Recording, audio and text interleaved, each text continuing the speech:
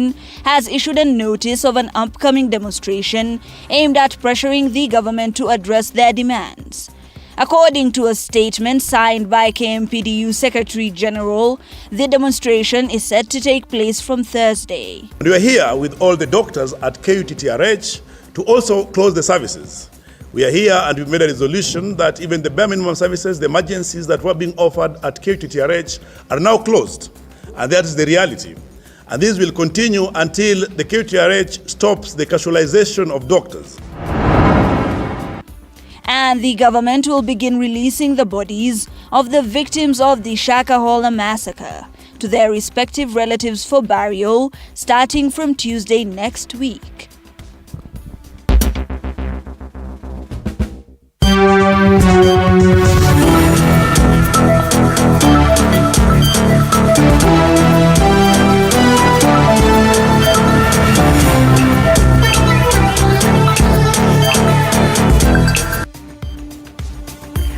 Welcome once again to this live broadcast. My name is Hibak Said. On sign language interpretation tonight is Catherine Simaloy. And before we start, Ramadan Mubarak. Our very first story, the Kenya Medical Practitioners, Pharmacists and Dentists Union is set to hold a procession Thursday across the country to petition the government to give a listening ear to their demands despite a call for talks on Monday, which proved futile. Now, High Court has since declared the doctors' strike as illegal, even as the Ministry of Health leadership urges the union to go back to work. The union, on the other hand, has insisted that until its demands are met, the strike will continue. We'll bring you that story in a bit, but we move to our second story of the night. The Kenya Bureau of Standards was compelled to remove 5,840 bags deemed unsatisfactory from the market after a quality examination found the fertilizer brand's bags did not meet quality requirements. During her appearance before the National Assembly's Departmental Committee on Agriculture, KEB's Managing Director Esther Ngari disclosed that BLGPC original fertilizer was not organic and the supplier had faked the standardization markings. Mike Kagongo tells us more. Kenya Bureau of Standards KEBS has distanced itself from the seized fertilizer in various National Cereals and Produce Board NCPB depots across the country. Appearing before the Parliamentary Committee on Agriculture and Livestock, KEBS Managing Director Esther Ngari stated that the fertilizer in question, which has been flagged as being unsuitable for use, is neither certified by KEBS nor in the government subsidy program. We have the samples already with us, and we have seen the failure, especially in terms of organic matter, the absence of organic matter in the product. Fertilizer ought to have 70% organic matter, but KEBS found that the particular fertilizer only had 40% organic matter and included the atomic components.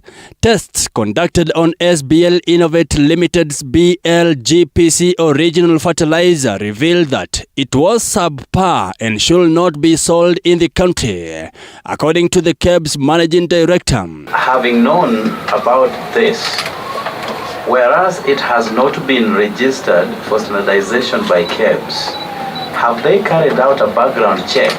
At some point, they went ahead and started packaging a different product and using the mark illegally. So what we would call that is a criminal activity, and they should not have been using the mark on the product. She did, however, disclose that KEBS just recently discovered that SBL Innovate Manufacturers Limited had violated the agreement as a result of public complaints. According to Ngari, the standardization mark number 60392, which was assigned to organic fertilizer, has been suspended in light of the disclosures. What you seized, what had been printed on the paper was actually that specific license number you had issued for the organic fertilizer you had licensed, but the product was different. Am I right? Because of the failures that we realized after we did the tests, we went ahead and we withdrew the product. We suspended the permit, and we were able to we withdrew the product to seize all the products that are on sale under the NCPB warehouses. KEBS claims that in the wake of the occurrence, stringent steps have been put in place to guarantee the quality of agricultural inputs, particularly fertilizers. Mike Kagwango, TV47, Nairobi. Thank you, Mike Agongo, for that report. Moving on, President William Ruto has issued a stern warning to manufacturers and distributors of counterfeit farm inputs, cautioning that those found guilty would face consequences. This is on the same day that the Kenya Plant Health Inspectorate Services, and the Directorate of Criminal Investigations confiscated 13,000 packets of counterfeit maize seeds worth 13 million shillings. The fake seeds were seized in a timber yard within Njoro Sub-County in Nakuru, as Chichi Josephine now tells us. Farmers are in shock following the discovery of a venture that was counterfeiting maize seeds in Njoro, Nakuru County. The discovery was made during a joint raid at Gulf Estate by the county intelligence team and officers from the Kenya Plant Health Inspectorate Service, KEFIS, an operation that led to the discovery of items that may have exposed farmers to the risk of purchasing poor quality seeds. Kuna seeds ambazo ziko nyuma yetu, ziko na they are counterfeited, ziko na makaratasi ya Kenya seeds, na walipata 101 kg ya treated maize, which means ilikuwa tayari ikitoka iuziwe wakulima wetu. Nakuru County Commissioner Loyford Kibara said it was unfortunate that some unscrupulous individuals have been taking advantage of the planting season to package and sell uncertified seeds to farmers. Na nitahadharisha Wakenya mahali popote waliko wakati huu, wawe careful. Sisi tutaendelea kusaka hawa because kunaweza kuwa kuna wengine, tuhakikisha kwamba Wakenya wanapata mbegu ambayo inaheshimika, ambayo inaweza fanya kazi mzuri. The head of seed certification and plant of variety protection at KEFIS, Mr. Simon Minor, said their officers will continue inspecting seeds sold in the country to ensure farmers are not duped by unscrupulous traders. We are into the planting season, and so we have seen a number of crooks have come up. We are on high alert at KEFIS. We have sent our officers across all parts of the country. They are checking out the quality of the seed, and we are working with farmers and all people who have information. Mahindi hii yote umeona hapa na packaging hiyo, angeiuza angepata 13 million Kenya shilling, a lot of money. Hii ulagai uko. The discovery came at a time there has been a huge public outcry after many farmers discovered that they had been duped into purchasing fake farm inputs, with President William Ruto now issuing a stern warning to manufacturers and distributors of counterfeit farm inputs. We are also going to make sure that those who sell fake seeds or fake fertilizer face the music that they deserve. The president cautioning that those caught engaging in such practices will be held accountable to the fullest extent of the law. We must eliminate corruption. We must deal with those who want to sabotage our fertilizer program firmly, effectively, and conclusively. Chichi Josephine, TV47. All right, thank you, Chichi, for that report. Moving on, the government will commence releasing the bodies of the victims of the Shakahola massacre to their relatives for burial starting next week, Tuesday. Chief Government Pathologist Johansen Odur announced that despite efforts, many bodies remain unclaimed by relatives and will soon be disposed of as per the law. The next phase of exhuming bodies at the Shakahola forest will resume shortly, as Paul Manu now reports. A total of 34 bodies exhumed from the Shakahola forest in Kilifi County have been successfully identified and linked to their relatives through DNA samples. Relatives will be required to collect the bodies from next Tuesday onwards at their own expense after submitting a letter from their area chief for identification purposes. Secondly, they'll have to come with the person who donated the DNA, because this is a person who was directly linked to the deceased. So upon coming, we'll cancel, we'll have them identify the body, then we'll release the body to them. Some bereaved families had voiced complaints, pressuring the government to release the bodies, emphasizing the need for a decent send-off for their relatives and the importance of being able to move on. We lost 8 members, and 5 of them were able to be identified through DNA. And this is good news to us, and especially to me, because this issue has really taken us very long. It started from March last year up now. We've been moving up and down. It has really stressed us. Some of us are sick because of this. We are ready to come and collect the bodies, and we are ready for the burial.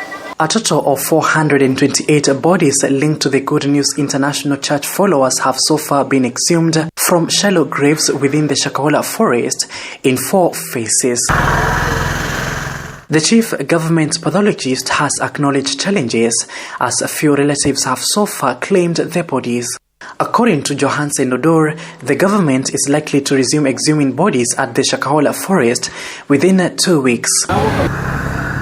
This will involve the 35 graves that had already been mapped, marking the 5th phase of the process. Under the Kenyan law, unclaimed bodies for a certain duration will be disposed of by the government. But we'll bury them in a way that they can be traced, so that in future if someone come up and DNA is taken and they're able to link to one body which has been buried a marked grave, we can always go there and exhume and give it to them. The development comes amidst the continued detention of the main suspect, Shakahola cult leader Paul Mackenzie, and 94 co-accused persons facing charges that include murder, terrorism, torture, assault, and cruelty offenses.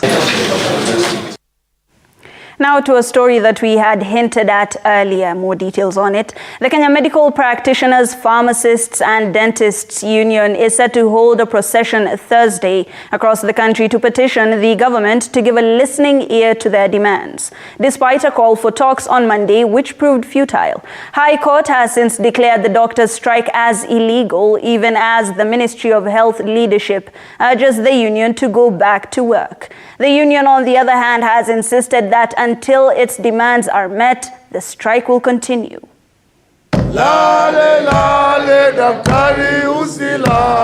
Another day of the doctor strike, claims of the Ministry of Health turning a deaf ear to the demands by the Kenya Medical Practitioners, Pharmacists and Dentists Union remains. The union that has held protests for a period of 7 days now have threatened to head to the streets on Thursday and Friday across the counties. On Friday, they will have a full-day demonstration on the streets to illustrate the bewilderment or frustration that we have experienced at our places of work for the last 7 years. This comes a day after allegations that the Ministry of Health and the Salaries and Remuneration Commission came to an agreement on the stipends to be paid to medical interns, to which the doctors' unions responded to the letter, indicating that the stipends were still low in comparison to the nature of their work. We saw yesterday when the Ministry of Health reduced the salary of interns by 91%.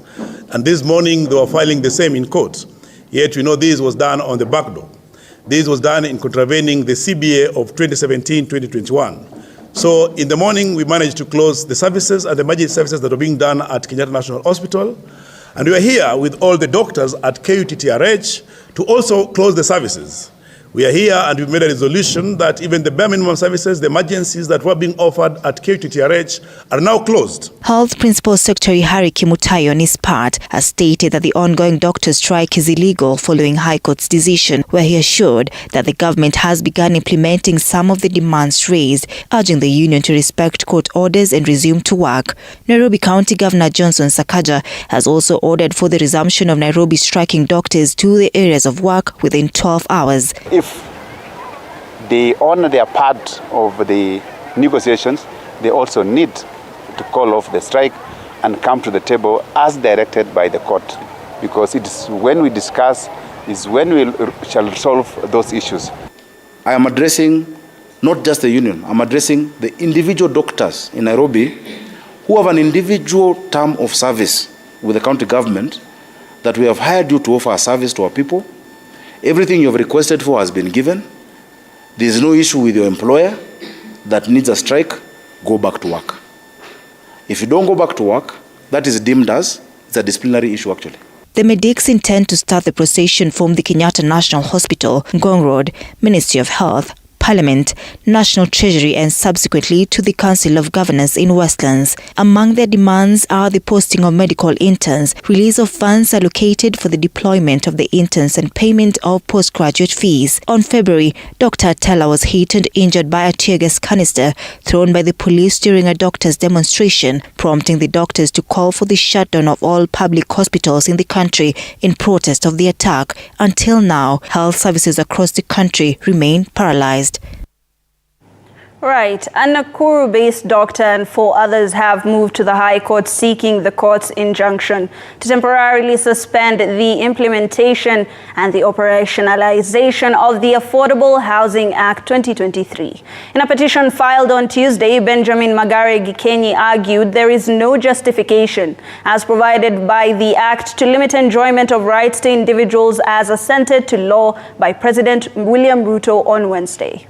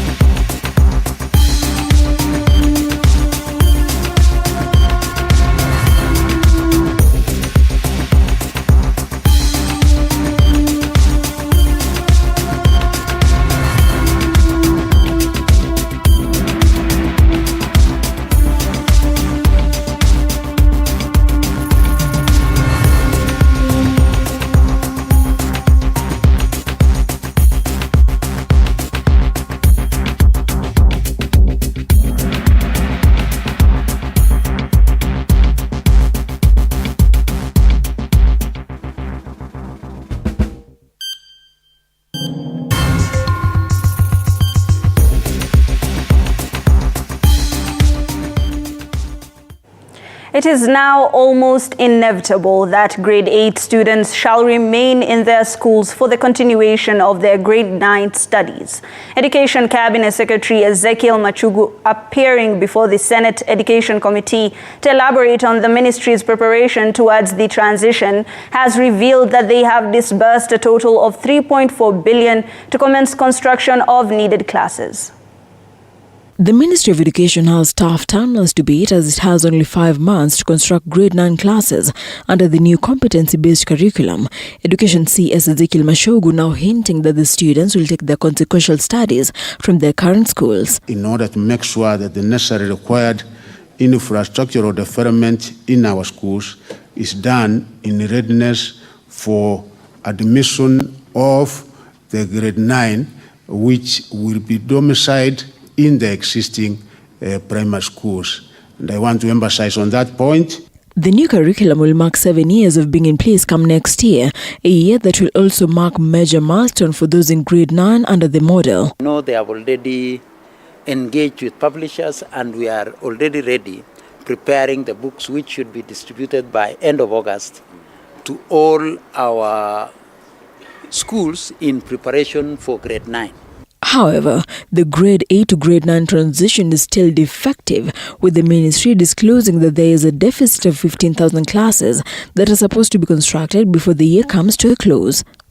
The ministry has also done a needs assessment and determined that we have a shortage of 15,021 classrooms for those who will be transitioning into grade 9 next year. Mashogu had a difficult time before the committee as he was put to task to elaborate the ministry's preparedness on the transition. Some of the senators are seemingly in doubt of its successful implementation. Thank you. The Presidential Working Party. 2-3 minutes to ask the supplementary question. Yeah, the Presidential Working Party, if I can summarize. The clarification that I'm seeking, Mr. Speaker, is will we have specific schools offering specific pathways, or all schools at grade 10 will offer all the 3 pathways? That the Cabinet Secretary could he explain the reason for the delay in the disbursement of the 9 billion to the school, because it has taken quite a lot of time before this money was James Matunda, the head teacher Kisii Comprehensive School, on the other hand, noted that they have had a series of workshops as they prepare to usher in the new class. We went for a training on how to handle grade 9 in comprehensive schools. The training was about how we shall use the money or the capitation which is going to schools and use that money to construct classrooms for the grade 9. The High Court has temporarily halted the publication of a notice declaring the Kisii County Deputy Governor position vacant, which followed Dr. Robert Monda's recent impeachment by the Senate. This action was taken after Jared Mairura Ratemo filed a petition against the Senate before the Machakos High Court on Wednesday. The decision coming hours after Kisii Governor Simba Arati announced his deputy in accordance with the Constitution. Our reporter Kombo Alfayo and his team have the details. The drama in the leadership of Kisii County government continues after the High Court halted the release of the notice declaring the Kisii County Deputy Governor position vacant, which had followed Dr. Robert Monda's impeachment by the Senate last week. The Senate has resolved to remove from office by impeachment Honorable Dr. Robert Monda. The decision came after a voter Jared Mairura Ratemo submitted a petition against the Senate to the Machakos High Court on Wednesday. In a ruling deemed urgent, Justice Olei Francis Rayola declared the suspension will persist until the Milimani Commercial Court hears the case in April. The development comes just hours after the Kisii Governor Simba Arati had nominated the current County Public Service Board Chair Elijah Obebo as his deputy, as reported by the Kisii Majority Leader Henry Moracha. And this afternoon, we have received in the Assembly through the Speaker the name of one Elijah Obebo as currently the chair of the service board. Moracha indicated that they have confidence in the appointment due to his performance in the County Public Service Board, having served in the board for 3 months. And I'm telling you, we had already vetted Elijah as the chair Public Service Board, so we don't have much. He's a member of ODM.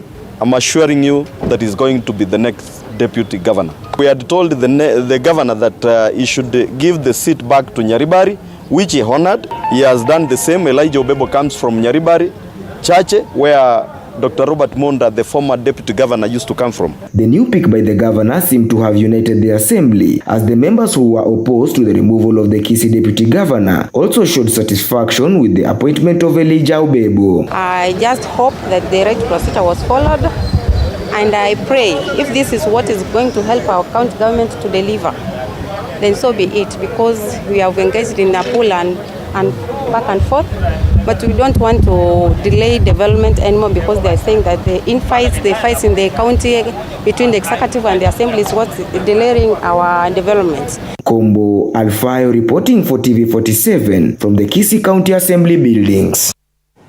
Thank you, Kombo. Now moving on, the African Union Executive Council has unanimously adopted what it says is a critical decision. The Council averts that there is a turnoff on the Eastern African region to submit candidates for the position of the chairperson of the African Union Commission. The decision further asserting that Azimio leader Raila Odinga will be in the race for AUC chair. The elections will be held in February 2025. George Maringa with the details.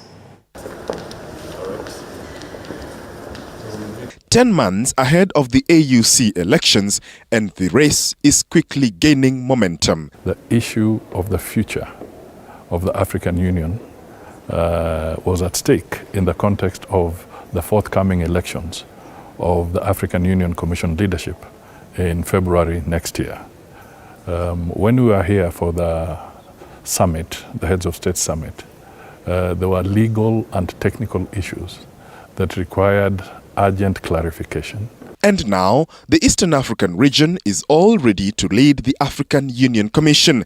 Prime CS and CS for Foreign and Diaspora Affairs Musalia Mudavadi, who actively lobbied for adoption of the decision during the 22nd extraordinary session of the Executive Council of the AU, maintains that the decision aligns with what Kenya has been pushing for. It affirmed the position that had been taken earlier by the Assembly of Heads of State, that in order to bring more equity and diversity within the African Union, the rotational principle becomes very, very important. And therefore the decision that was taken was that in accordance with the alphabetical order, the East African region will now have the opportunity to offer its candidate. The Permanent Representatives Committee of the African Union brings together ambassadors of the 55 member states. Among the key elements of the draft decision was the question of the eligibility of the various regions to submit candidates for various positions. The East African region was recommended to provide candidates for the position of the chairperson. As it stands, therefore, there are no hurdles preventing Kenya from presenting its candidate. I don't have to mince my words anymore. Nothing should really bar, and nothing bars the opportunity for Raila to become the candidate for the region, and God willing, the chair of the African Union Commission. The decision also provides that the Northern Africa region will front candidates for the deputy chairperson, while the other three regions, Central, Southern and Western, will compete for the 6 positions of commissioners. For the very first time on such an important topic as the election of the senior leadership, the Permanent Representatives Committee presented unanimous recommendations and a report adopted by all to the Executive Council. Kenya will work closely within the 14-member state Eastern Africa region to build consensus around its candidate. These efforts are ongoing and will continue to include all the other regions to ensure that the opportunity for electing effective leadership of the AUC provides a platform for uniting the entire continent. George Maringa, TV47, Nairobi. Thank you, George. Mount Kenya University today unveiled a set of interactive screens that will be used in online studies. The 18 screens that were handed over to the school by Board of Directors Chairman Professor Simon Gisharu are a major milestone in the digitization of learning at the institution. Student leaders and dons who were present during the handing over lauded the move, saying it will now be easier to conduct technical tutoring online. That's thanks to the technology. If you have this kind of scenario, interactive display, engage a runner. This is the latest addition in the education sector at Mount Kenya University, all in a bid to reach full digitization of learning. The 18 brand new screens were presented to the university by the chairman of the board of directors at MKU, Professor Simon Gisharu, who expressed confidence that the technology is a step from introduction of artificial intelligence to the institution. Talking about artificial intelligence, and I'm looking forward with some of our partners so that we can be able to do an AI lab within Mount Kenya University. We want to see how can we be able to leverage in terms of AI to make our university the best. Vice Chancellor Professor Deogratius Jagani has also mentioned the need for the screens, saying the current generation is leaning more towards technology, hence a necessary incorporation of digital learning. It is a high time that MKU to fully embrace the fourth industrial revolution by entrenching technology-mediated modalities for teaching and learning in order to meet teaching and learning needs. Cape Media's Director of Operations Wilson Bugu has also mentioned that the sister company of MKU may be advantaged by such technology. So for anchoring and presentation of the news, it's going to be one of the useful gadgets that we can enjoy as Cape Media, TV47 having it. Digitization of learning is a topic that has been one of the pillars of academic excellence in Mount Kenya University. And it's one of the issues that we have committed as a division to be able to push forward so that we can make our teaching and learning good. Vera Alberta, TV47, Nairobi. All right, we of course conclude this section of the bulletin. When we come back, we talk about farmers, we talk about women farmers and agriculture, but first, go for a very short break. We'll be right back.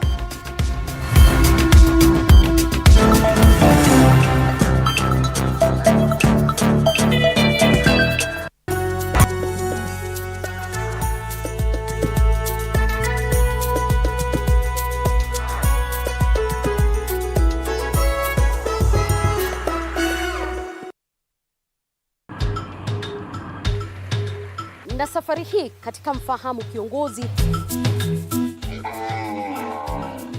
tutakuletea viongozi aina mbalimbali. Nikuwe na Nisani kama 10 na pia nikuwe menua minibus. Minibus niko niwa. Kushinda unaangalia simu ya mzee. Soma Biblia ama ingia kwa washroom ujisugue mpaka nimetoa hivi. I don't know whether any of my children would want to get into the political field. Sijajua bado. Kila Alhamisi saa 1:30 kuendelea.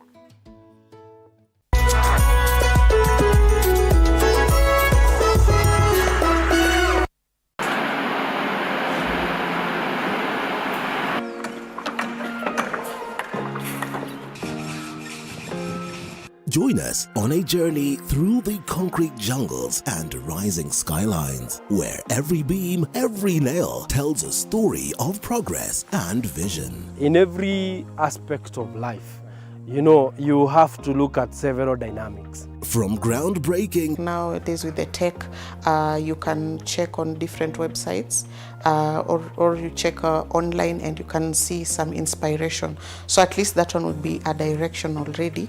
I'll know like what kind of style you're going for. To finishing touches, witness the dedication of the hard-working teams who bring these ambitious dreams to reality. The Realtor, Tuesdays at 6:30 p.m.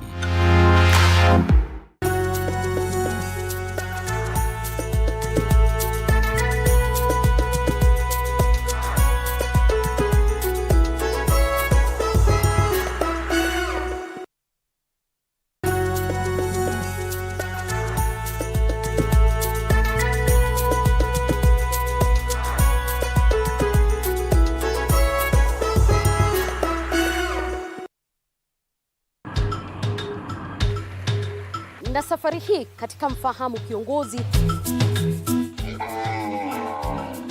tutakuletea viongozi aina mbalimbali.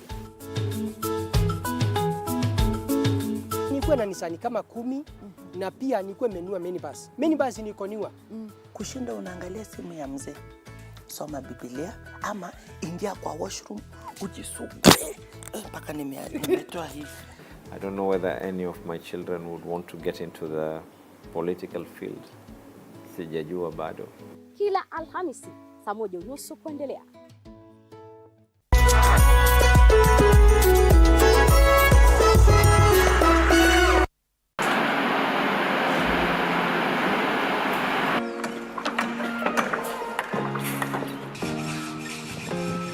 Join us on a journey through the concrete jungles and rising skylines, where every beam, every nail tells a story of progress and vision. In every aspect of life, you have to look at several dynamics. From groundbreaking. Nowadays with the tech, you can check on different websites or you check online and you can see some inspiration. So at least that one would be a direct. Welcome back. As the world commemorates World Oral Health Day, Mount Kenya University Dental Students Association, MKUDESA, organized a screening and oral health boot camp to sensitize students and local community on the importance of oral health care.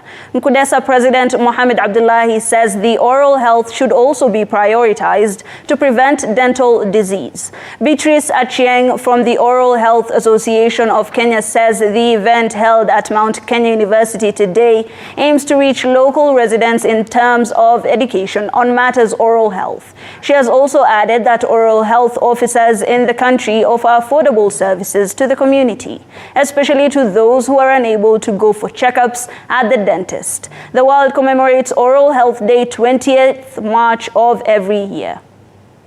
Our association is based on 3 things.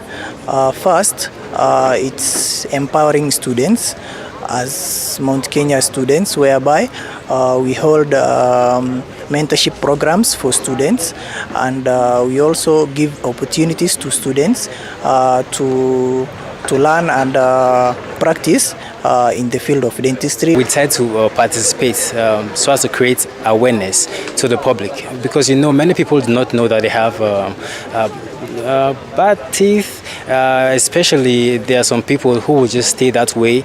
They will not even go to a dentist for a checkup. So it's our responsibility to bring them that awareness. Statistics are there, and then policy documents. Research has been done about the disease, oral health disease burden in Kenya. So the statistics are there. You find that, as I had started by saying, we are a mid-level and we are community-based. Our services are promotive, preventive, and curative. Kenya has partnered with OWAC and other partners